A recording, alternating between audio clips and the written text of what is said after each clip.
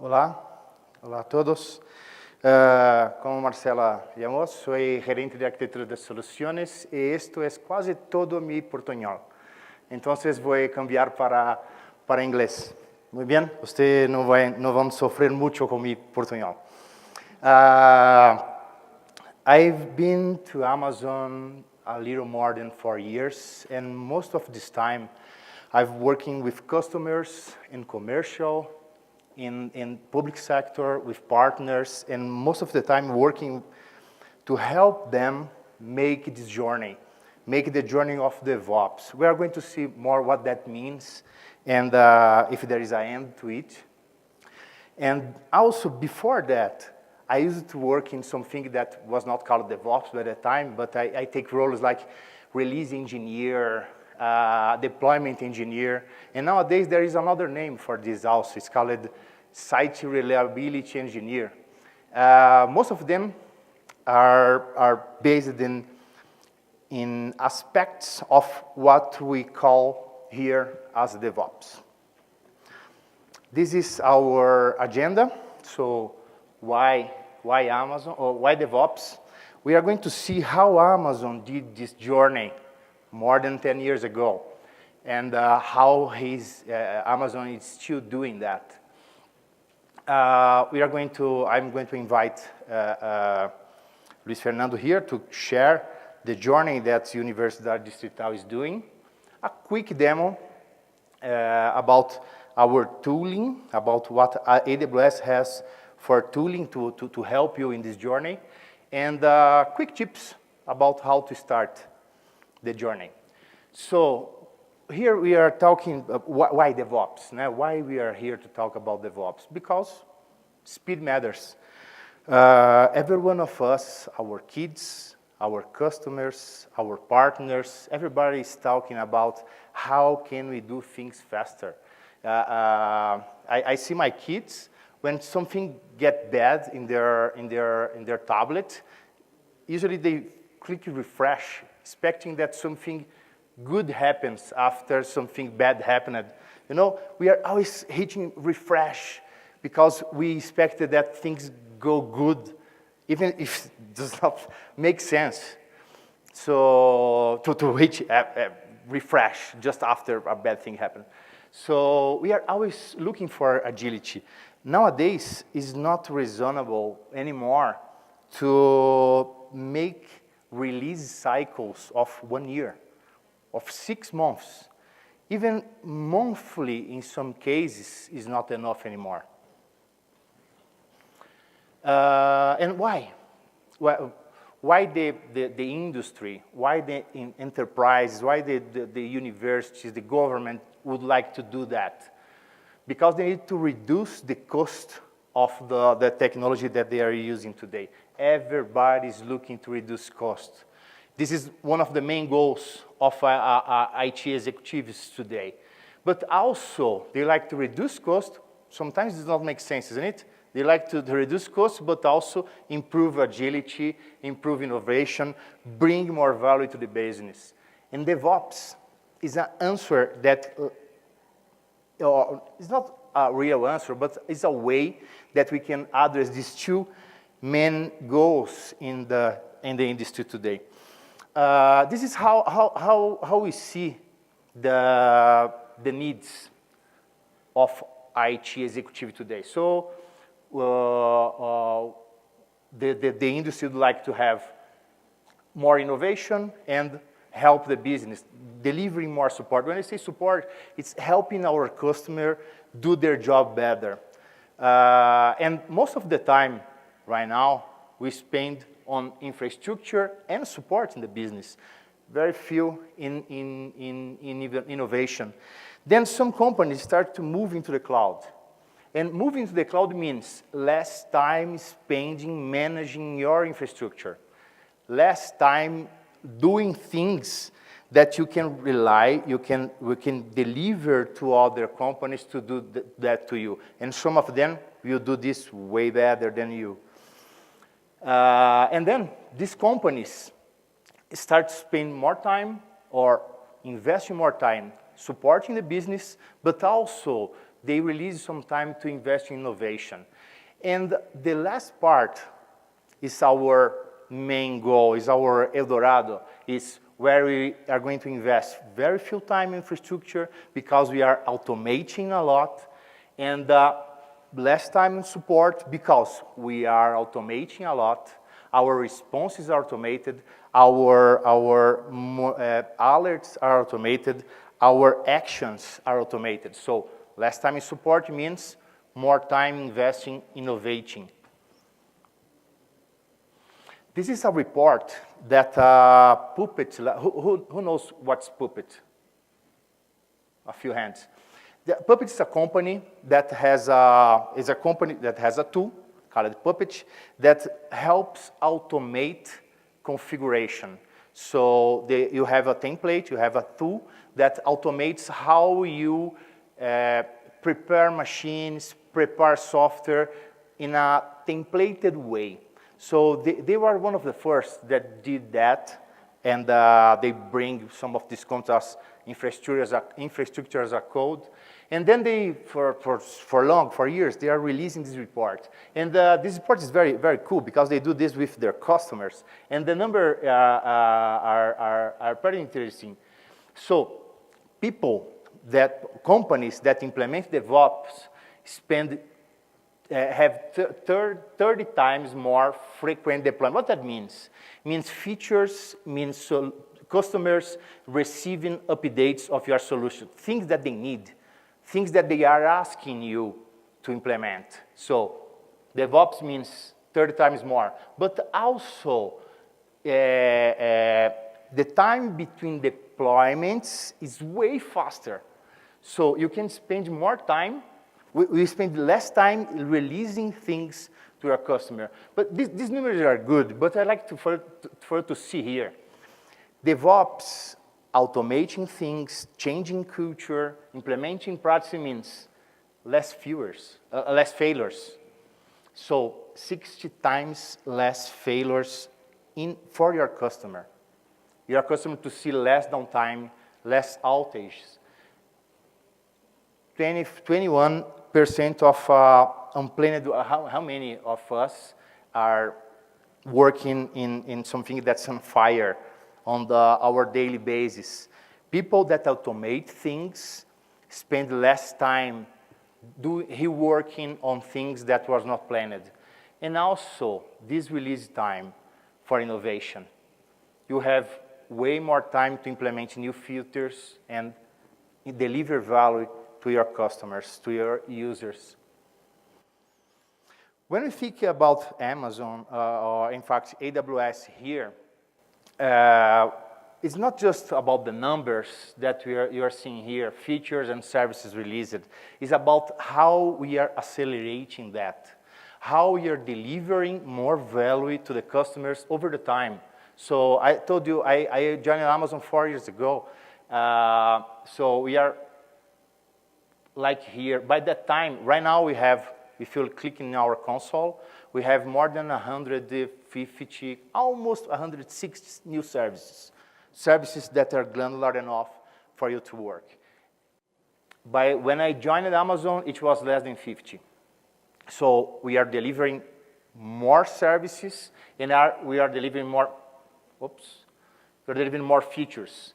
So this is 2017. Last week, I received the last update. 2018 was 198 new services or features.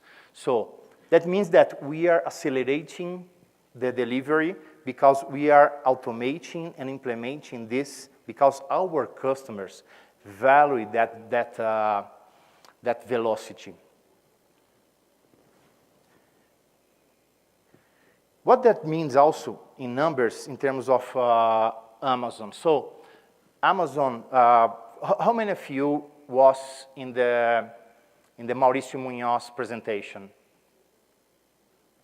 A few hands. So this presentation is a kind of implementation, or we are going to focus in one of these aspects. And you're going to see some of the things that Mauricio showed here. We have right now thousands of teams. When I say thousands, I think really we have thousands of teams, of engineering teams, of DevOps teams, of every kind of team that you can imagine. And each team, it's responsible for a microservice architecture. And they use a pipeline to deliver features to the customer. They use multiple environments. What that means? That means that each team choose the environment, technology, and tools that they like to use. So they have a lot of tooling that can choose, and they can also propose new tooling to users. So the creativity or the availability of tools for them is unbelievable. So we have, this is a problem for operations.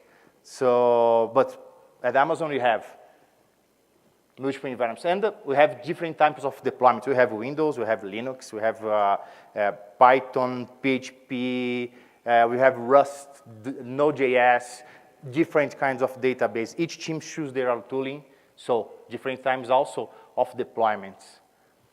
That means per year, millions and millions of deployments. The number that I have and can share with you, in 2014, it was more than 5 million deployments per year.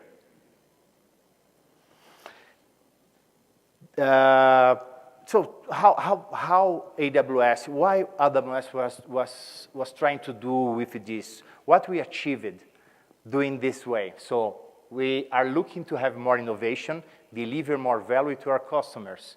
We are looking to have more agility. Releasing things in a long cycle is not enough right now. Amazon started doing that a few years back. So agility matters. We need to have speed. We need to have a high quality. We are always raising our own bar. And we like to have low cost. So having that said, what Amazon was looking, how Amazon did that. So we are looking, we look at what is now called DevOps, and we learned that is a mix of cultural philosophy. We are talking about organization, mindset. We have practices and partners. We are talking about implementing pipelines. We are talking about continuous deployment, blue-green deployment, patterns that help implement this culture. But also tools that support these practices and implement that cultural philosophy. So having an organizational mindset, every team on Amazon working for the same goal, deliver value faster with high quality. It's let us to enable the engineering team with these practices to be more happy, because happy developers means products with high quality. We did in 2019, at Amazon we do this all the time. We are very data oriented there. We did an interview with our engineering teams and found that the tools and practices that we implemented to implement this culture is a source of happiness for them. And also, we have the empowerment of the builder. Each team can choose their own tools. They choose their own process. They choose their own models. Given that they are fast and deliver value with quality, they're able to choose this. So this means what in Amazon we call ownership. Is one of the key or one of the 14 leadership principles that we have in the company. The first one is customer obsession, and then we have lots of them. Learn and be curious, and this ownership delivers value to our customers. But when we look back in 2001, before AWS was built, how Amazon was doing? what we had at Amazon, because Amazon did not started is a very microservice to 1,000 of teams together. We had a huge monolith. When I say huge, it's real huge. When Amazon started in the 90s, they started as a startup, and like every startup, that small piece of software that is so beautiful started getting bigger, and lots of people start to put their hands there, and lots of teams, lots of developers. And then when we saw our release cycles was so long, our customers was waiting features that take longer. We are talking here about the retail, about the Amazon.com. So we have lots of developers working in a single code base, implementing a single huge service, and a pipeline that take, in some cases, months. And when we broke something, and bad things happen to good people also. Sometimes you just commit something very bad at Friday night. And things happen. Remember, we have thousands of developers here. And how we can roll back a very bad release with a monolith, it's so difficult to do that. So the need to be more fast, to become agile again appears.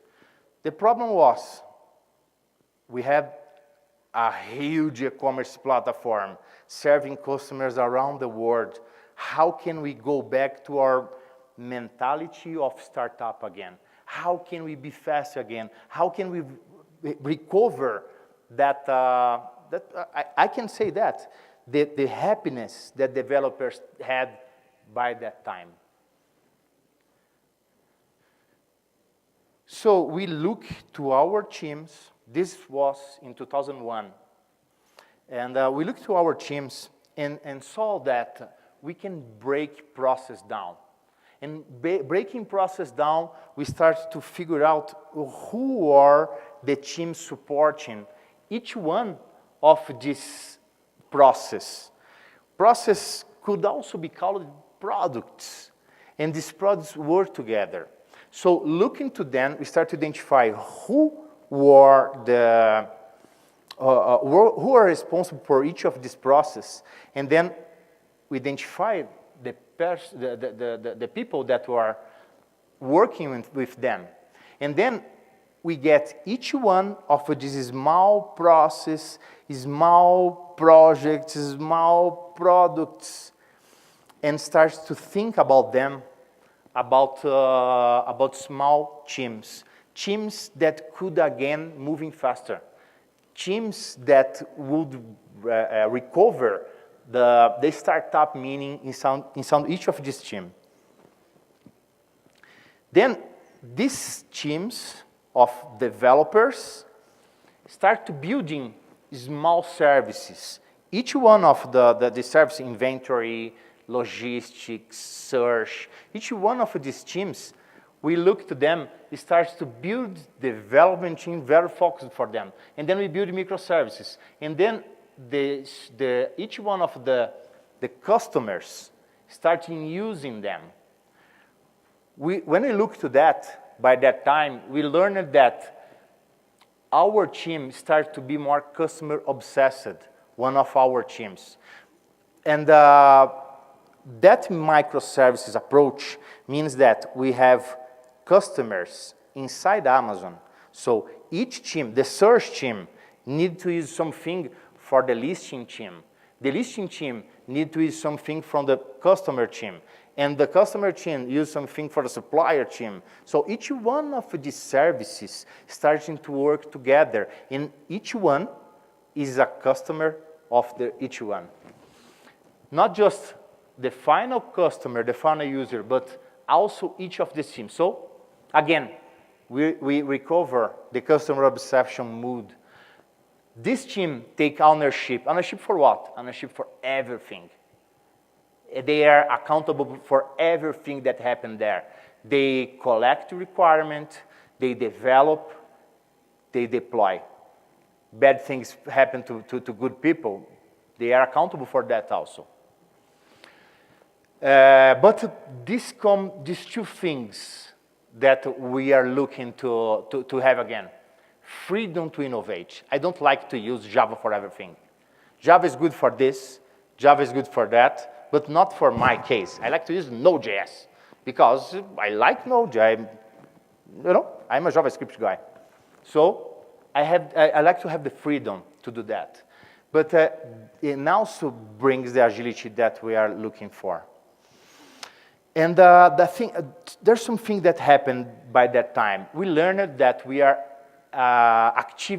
doing like many of us do, activity-based development. So we have people with development, people that do research analysis, we have people that do user interface, people that do testing, that take care of database. This is all activity-based activities. And we start to look to them as a product team, start to look to them as a project and activity-based teams, but as a product team. So each one of these projects start to build their own backlog and working with them. So again, they are accountable for everything inside that. We stopped doing the activity-based, started doing product-based development, each one of these small teams. And then we learned that each team would like to have their own kind of development process. Some of them like to have Scrum, but others like to have Kanban, and others test-driven development-based development. Others would like to have, in fact, when we looked at Amazon, the teams, have you heard about the two-pizza teams? Probably some of you. Two-pizza teams means teams that is small enough to be fed with 2 large pizzas. This is the side of the teams at Amazon. When we have teams that size, roles inside the team cannot hide. You don't have the QA guy, the test guy, the developer guy, the database guy. They cannot hide inside a structure inside your very large company. Amazon is a very large company, but each team has a Scrum Master or a product owner, you call it how you wish. You have the developers, and you have someone take care of the features. Most of the team at Amazon just using post-its with Kanban. They choose how they like to develop themselves. And then looking, this is a process. This was not on the day one. It was not in 2001. This is a process that takes a long time, years. And then we are learning. I'm telling you a process that we are learning to do. So having customers, having teams responsible for each of this stuff was not healthy for the agility that we are looking for. So I think nobody knows about that. You have your development team, and then you need to release your thing to production. So you open a ticket to the operations team. And then the operations team go back to you like 2 weeks later and said, you forgot to tell how many run did you wish. Oh my God, no. I need to open another ticket. Yes, you need to open another ticket. And then 2 weeks later, you have a ticket telling you that they are going to hire and buy a big box that's going to take 6 months. So this kind of things cannot happen inside agile organizations. So having the team for quality, so you develop things and then you deliver to the QA team. The QA team is going to take months or 1 month training or testing your software. You have the team that I usually hate these guys, the InfoSec, because they don't approve my development at all. So I need to go back to development and do something that is going to break my agility. So These things does not happen in an agile organization. We should stop having silos. And that means that you should have also inside each team, they working together. What that means? That means that you must stop to have, even inside your teams, the QA guy, the database guy, the Java guy, the architect, the ops guy. Everybody must be accountable for everything. Inside Amazon, we have a leadership principle called learn and be curious. So when you join a team, you go there and don't know how to do tests. What you do? On your first day, you join someone that's doing the test to learn the task. But you are very good on databases, about how to structure your database. So someone is going to join you. Is going to learn. Everybody inside each of these two pizza teams are accountable for everything. And what these two pizza teams do at Amazon, some of the things that they accountable for. So we don't have a separation of DevOps and Ops because everything's code. Everything's code.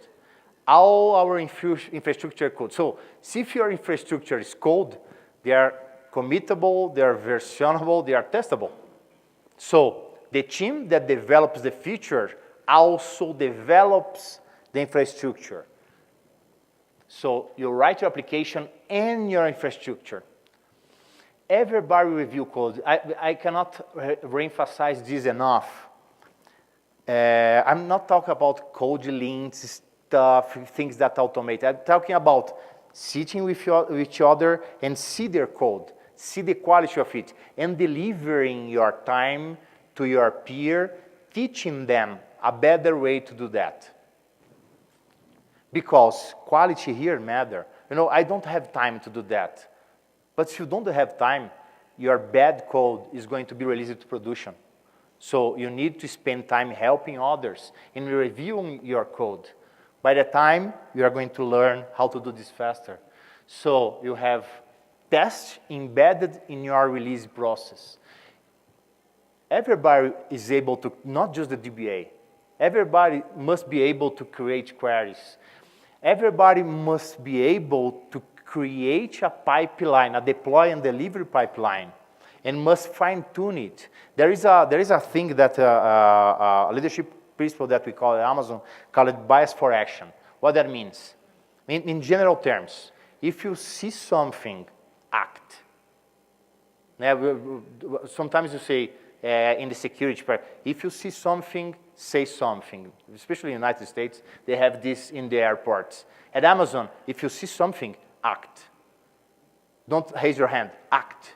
It's your duty to solve issues. So, if you see something, act, create and automate, and fine-tune the pipelines, the queries, the tests, the code, and also your infrastructure.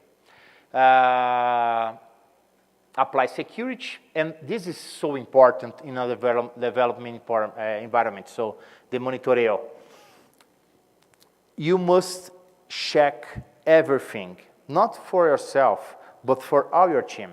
Everything is happening in production. You must see what's happening. Each data is important. So build alerts, build dashboards, give this data to everybody. And we always have someone with a pager on call. When I say pager, don't need to be the old pager. I have one pager in my cell phone. So we have lots of tools for that. If something bad happens, I will be paged. And everybody is on call on a given time. And this is a cool thing, the guardrails. By the time we learned to do all these small pieces, we learned to redo our culture, we rethink our practices, we learned that some patterns emerged, and we built blueprints. With these blueprints, teams that like to do something different would learn from others. If you like to learn how you can do log processing on Amazon. What should you do? There is an architecture center on AWS. Look at Google, AWS Architecture Center. We are going to see there is a reference architecture. That's kind of a blueprint. I like to see how to publish a high available website on AWS. How can I do that? Reference architecture. We have that also internally. How we implement and package partners and offer them to other teams. This is the other way around. It's not about blueprints, the good thing, the best practices. It's the anti-pattern. Because it's important also to package what you should not do. And that anti-blueprint we call guardrails. And we implement tools to support our teams to avoid these pitfalls. So we have literally thousands and thousands of checks that go across our pipeline saying that you are following a good practice or following a bad practice. This is what we call guardrails. But how can we do that? During the time, each team starts to build their own tools. And building their own tools means they build utilities, and these utilities were implemented at guardrail. Over time, we have services inside the team that was good enough that we released it in Amazon, in AWS. So you can also use some of these tools here. But it's so complicated, no. We are talking here maybe as a unit test, something that's in the end of your pipeline just before delivery to production. We have things here like, are your 22 port, the SSA port, open to the internet? This is an anti-pattern. Things simple like that, but also big things about how we should not process 1,000 of log files on AWS. Things like that are on guardrails. And when what's important about that? Guardrails and blueprints, we put them together and call at AWS we call them templates. So you have a template that you launch that includes everything. I like to do something like a high available website on AWS.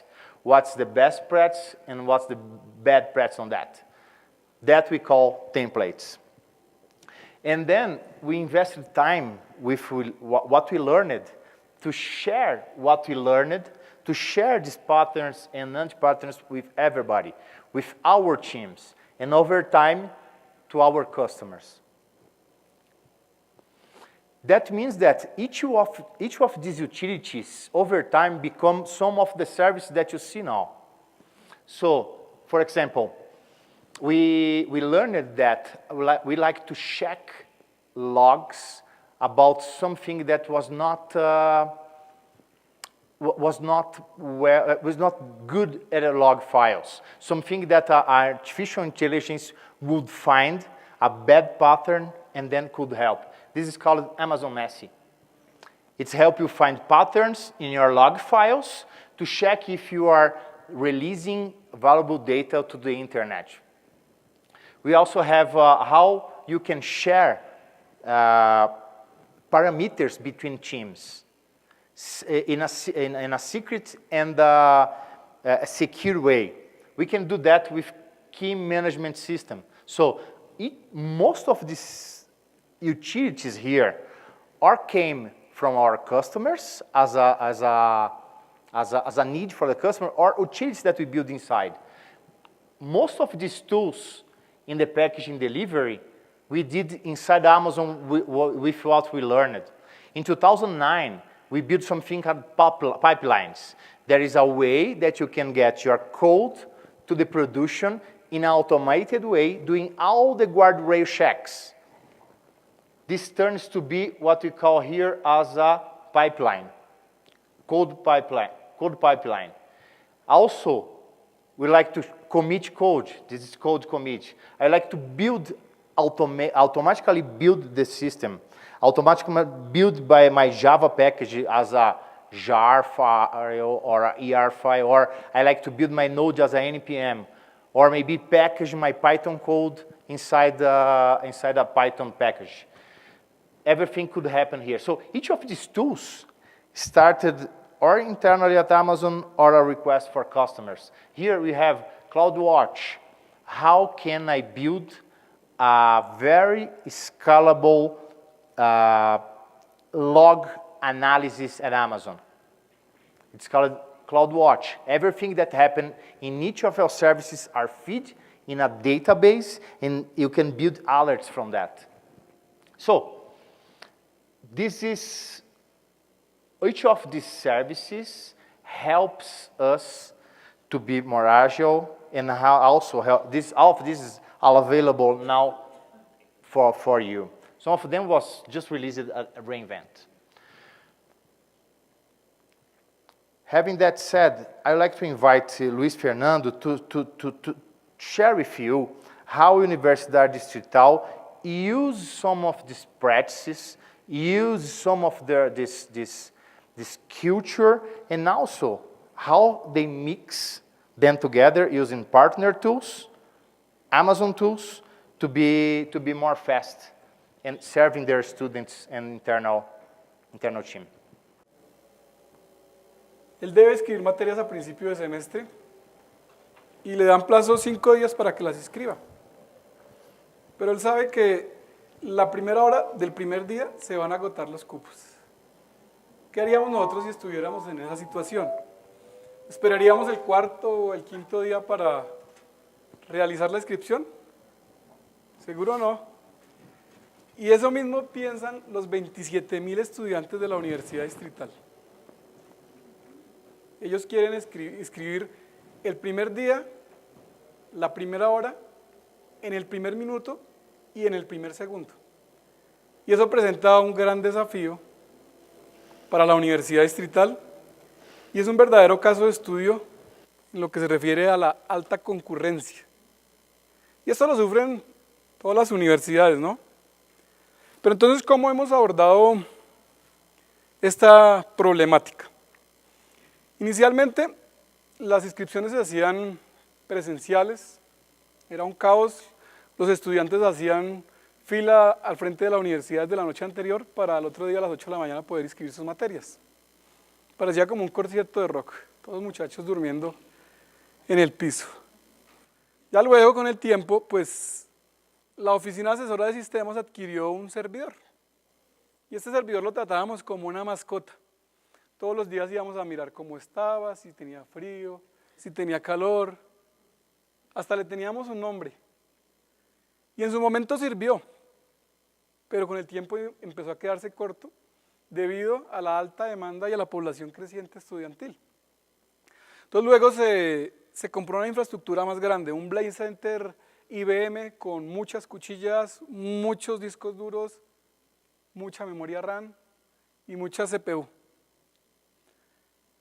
Con este empezamos a atender la población, pero sin embargo había un problema. ¿Cuál era? Que la mayor parte del año estaba utilizándose más o menos al 10%, y en el proceso de adiciones y cancelaciones, es decir, inscripción de materias al principio del año, de cada semestre, pues no daba abasto y siempre sufríamos caídas de unas cuantas horas al inicio de la jornada.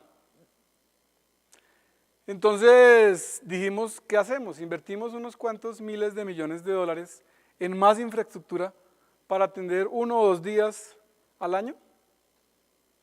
Entonces pensamos, ¿por qué no pensamos en nuevas tecnologías? Oiga, ¿qué pasa si nos metemos con esta gente de Amazon? A ver qué podemos hacer. Entonces se aceptó el reto de incluirnos y en tener una inmersión con las tecnologías de Amazon, pero empieza a ver el reto que tenemos las entidades públicas, que hay que sensibilizar a la directiva y a la parte financiera. Inicialmente las partes directivas pues no entendían, iban allá y decían, ¿y dónde está el servidor? No vemos el servidor. ¿Cuánto va a ser la depreciación del servidor?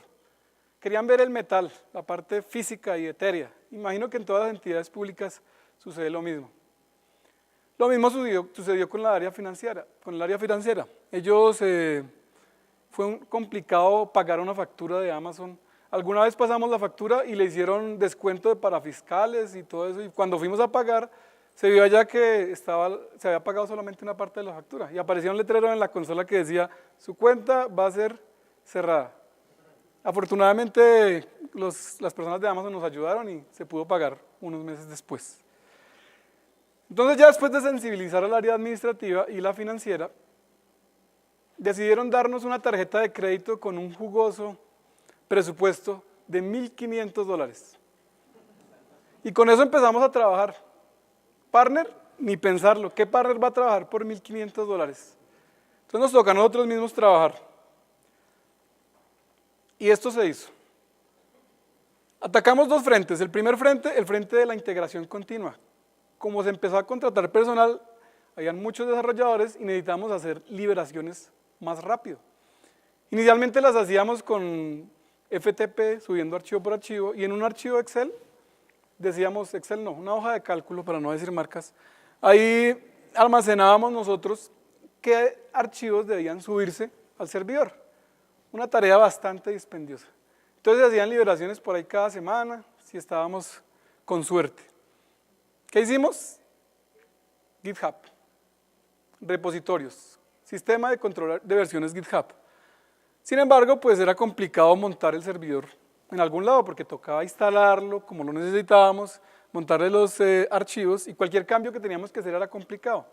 Y en proceso de adiciones y cancelaciones, es decir, la descripción de materias, nos tocaba montar los servidores y durar varios días configurando esos servidores por 2 días de trabajo, y después los apagábamos y tratamos de funcionar, pero no era suficiente. Entonces implementamos Drone. Drone.io es un motor de CI, es libre. Lo tenemos montado sobre una instancia S2. ¿Qué hace él? Él hace construcciones, builds. Entonces, cuando un desarrollador hace comida acá, en la rama develop de GitHub, automáticamente Drone se entera de eso. Luego, él va y ejecuta un proceso en SonarQube. SonarQube, ¿qué hace? Verifica la calidad del código fuente. Él hace su proceso, verifica que está bien, y si está correctamente el código hecho en SonarQube, nosotros programamos en Go, se despliega la imagen en Docker Hub. ¿Por qué no en Amazon Registry? Porque ya teníamos una cuenta en Docker Hub, no es por más. Entonces decidimos mantenerlo ahí, porque ahí están todos nuestros contenedores. Luego, ¿qué hacemos? El drone se configura con un archivo YAML, se configura para que le diga a Amazon ECS, Elastic Container Service, que traiga ese contenedor de Docker Hub y lo despliegue en la nube. Sencillo, ¿no? Luego de que hace esto, nos envía un mensaje a Telegram. Y este mensaje en Telegram tiene dos cosas. Una, el commit que se ejecutó en GitHub, y otra, la consola de drone donde muestra si fue exitoso o si fue fallido el despliegue. ¿En cuánto tiempo ocurre esto? 2-3 minutos. ¿Cuántas liberaciones podemos hacer al día?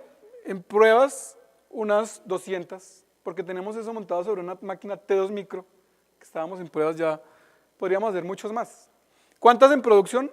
Las que querramos. ¿Qué hay que hacer para pasar a producción ahora? Porque esto es para ambiente de desarrollo. Entonces llegamos y creamos un pull request de la rama develop a master, alguien la prueba y él dice, vamos a drone, hacemos calidades del código fuente, se despliega una imagen en Docker Hub y montamos esto, pero en ambiente productivo, y enviamos un mensaje que dice que fue exitoso el despliegue. Esta es la consola de Drone.io. Entonces aquí se ven los pasos. ¿Qué hace? Este Drone.io está integrado en su parte de autenticación con GitHub. Entonces, si yo creo una organización en GitHub y le doy permisos a las personas, se autentican acá y adquieren los mismos permisos, heredan los permisos que tienen GitHub. Entonces acá se ve, por ejemplo, unos builds que fueron fallidos y otros que fueron exitosos. En este caso, administrativa Kurodapi fue exitoso. Vemos el enlace al commit Y aquí podríamos irnos allá a buscar el commit en GitHub. Y aquí se ve todo lo que yo le dije a Adoptaron, oiga, haga eso. Muy sencillo, es muy sencillo. Es un archivo donde le digo, clóneme el repositorio. ¿Cuál? Este. Luego le digo, cree mi contenedor Go. Luego digo, publíqueme eso en Docker Hub. Ahora con una librería que hizo la Universidad Distrital, que se llama Go AWS SS, desplegamos los contenedores en Amazon. Esto utiliza la API de Amazon. Y luego notificamos a Telegram. Entonces aquí vemos que sale fallido. Ahora esta es la infraestructura de microservicios. O sea, ¿cómo están puestas las cosas allá? Se trabaja en el cliente con Angular. ¿Qué se hace con el cliente? Se sube a un bucket S3 y mediante CloudFront, es decir, el CDN, se distribuye para todo el mundo. Todo esto también con integración continua. Luego utilizamos WS2 como proveedor de identidad y como API Gateway. Esa es una aplicación libre también, pero la tenemos montada sobre un EC2. Ahora, el gestor documental se llama Nuxeo, aplicación libre también. ¿Qué hace este gestor documental? Pues coge todo lo que se le diga al usuario y se envía aquí a un contenedor S3, a bucket S3 y también se distribuye a través de CloudFront. Y la parte más interesante, los microservicios en SS. Entonces se crea un contenedor, se sube allá en SS y atiende un caso particular. Por ejemplo, está el microservicio de personas. Ese microservicio tiene los datos de la persona, nombre, apellido, datos de contacto y algunos más, pero tratamos de hacerlo lo más sencillo posible. Y este es desplegado en Amazon S3. A través del API Gateway podemos darle acceso a este microservicio de personas a cualquier dependencia de la universidad. Y si una dependencia externa necesita también eso, pues se le darán sus respectivos permisos para que puedan consultar la información de personas de la universidad. Anteriormente existían muchas bases de datos de personas en muchas oficinas de la universidad. Y ahora existe solo una. Este es el despliegue. ¿Cómo funciona? Es autoescalable. Entonces, si tengo, por ejemplo, el API de personas acá y veo que hay mucha carga sobre ese API, pues despliego más. Y se despliegan en el contenedor de SS, que eso no es más que varias instancias que hacen un clúster. Finalmente, pues se logra tener con esto alta disponibilidad y tener también tolerancia a fallos.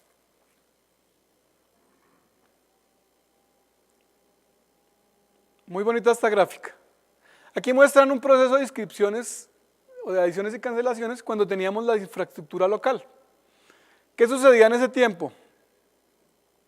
Empezaba a las 8 de la mañana, no se ve el 8 acá ni siquiera. ¿Por qué? Porque no hubo ninguna inscripción, porque el sistema tuvo una caída.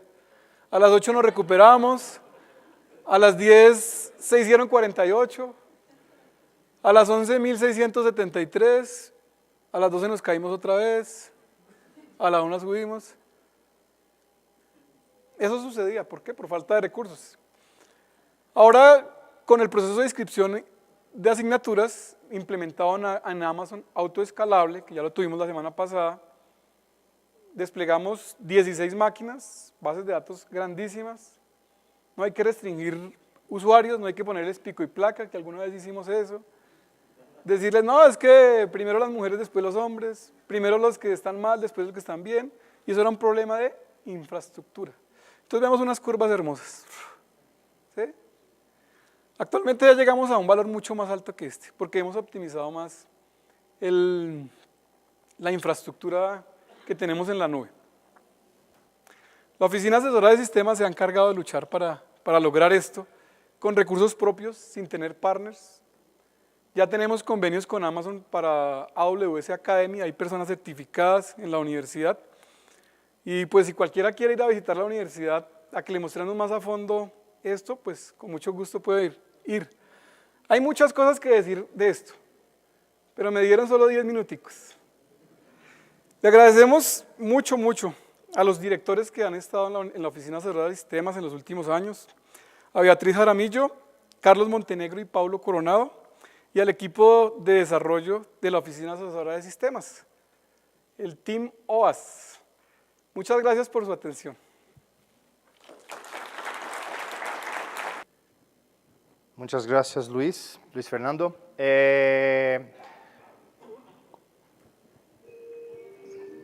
In English. Thank you, Luis Fernando. The thing is, you can choose any kind of tool, integrate that in the way you'd like. As I told you, DevOps is a way of selecting tools and empowering the teams that would like to go in this journey. What Luis Fernando showed you here is using lots of open source tools that you can mix using some of AWS services. What I'm going to show you here is a very quick demo about how you can do that using managed services at Amazon. So a quick recap. You have, during your release process, you have the source code, you have your build phase, and you have your compilation, or if you are using an interpretation language, it's just the unit tests. You get metrics of your code. When we look to the University Digital architecture, this is Sonar Cube. And you can also, if you are using Docker, you do the image credential here. You do all your tests, including penetration tests, and then you deliver that to production. When you think about practices, what that means, when you have a continuous integration pipeline, source and build until you have your package finished here. The next phase is to have something called CG, continuous delivery. So you pass from the source to the test, and then you have a gatekeeper. Why you should do that? Because sometimes it's too risky to send your package to production, or your tests, you don't trust enough your tests to make that happen without a manual process, without people here. And by the end, you have the continuous deploy. What that means? That means that go straight from source code from your single commit to production. When you have that, it means that if something bad happens, your DevOps process is so good that you can roll back to the previous version with a single push of a button. Inside CodeStar, I like to start a project, and we have some, remember blueprints? We have some blueprints here. So I like to launch a Node.js application using AWS Lambda, a serverless architecture. Or I'd like to use Node.js, but inside a EC2, using Elastic Beanstalk, another deployment software. Or I would like to run Node.js inside a plain old EC2, running that in an unmanaged platform, because I would like to manage that. So I'm going to use code deploy here. You know, I don't like nodes, too new for me. I like to use Python, and I like to use Django. So I like to use Django in EC2.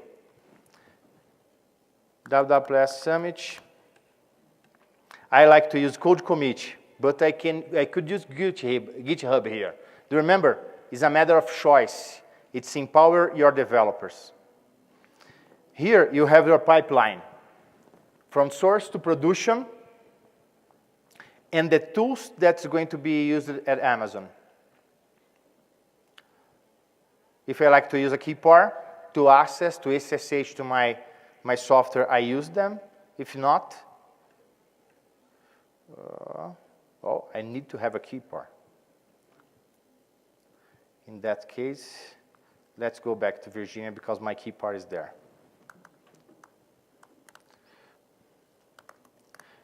Summit, commit, next, create a project. Now I have a key pair here.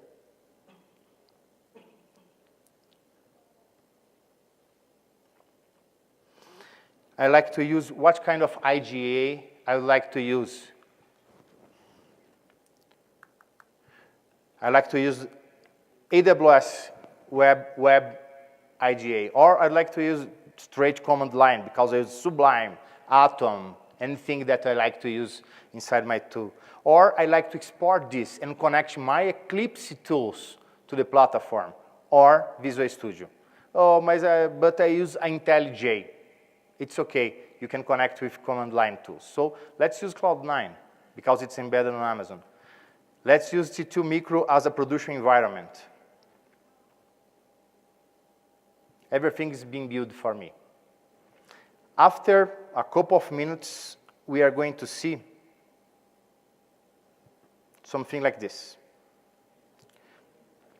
You have a wiki to share information with your team. You have a Cloud9 to edit your things there.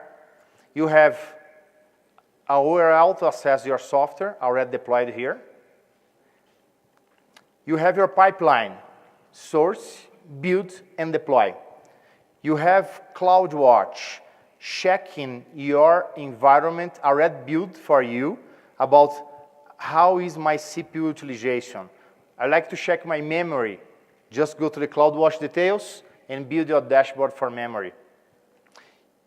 I also would like to use Jira as a project management or ticket management tool. It's just a matter of clicking here. But you know, I like to do well, this is the software that he built. If I go to my Cloud9 environment,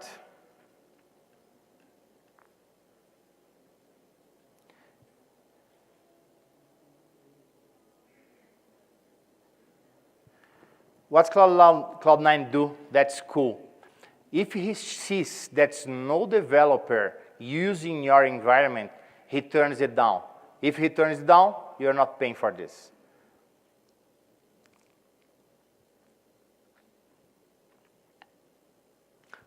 You see, as a developer, I just access my Cloud9, and then he's spinning up the servers,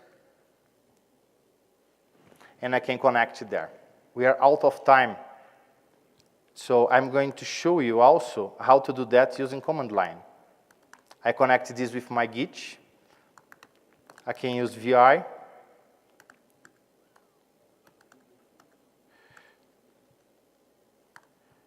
Templates index. So I'd like to come here and change created to updated.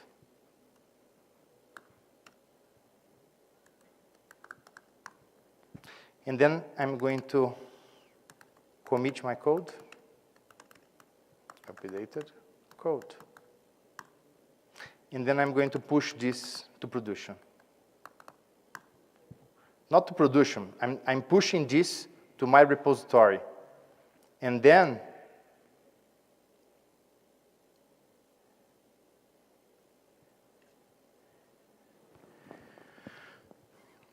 in a couple of seconds, you will see the source being updated. It's going to be blue.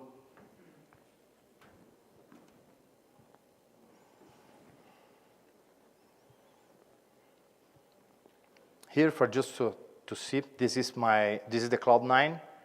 I can see the same software here. It's already updated because I committed the code. And here, well, here, you see automatically, I just committed the code, he gets it, he's starting to build, he's using code commit, so I can check straight what's happening on code commit. So the actions, the log,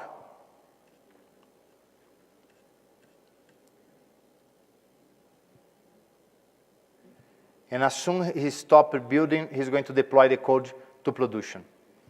Instead of created, we will see updated. This is what I like to share with you. Thanks so much.